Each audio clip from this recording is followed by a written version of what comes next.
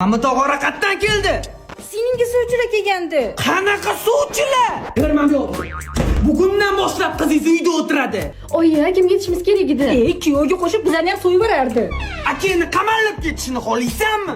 Yo'q. Unda qisib yosh bola go'dayga sovchi kelib nima bor? Aka, 2007larni bittadan bolasi bor. Nihoyat bersirabdi-ku bu qizingiz. Nimaga telefonni yoqib bo'lib turib ko'tarmaysan? Aka, men muzika eshitayotgandim, shuning uchun telefon doim yoqilgan turish kerak.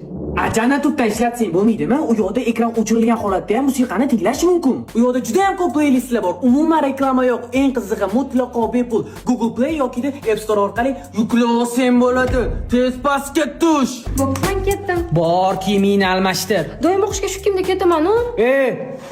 Aytganni qil.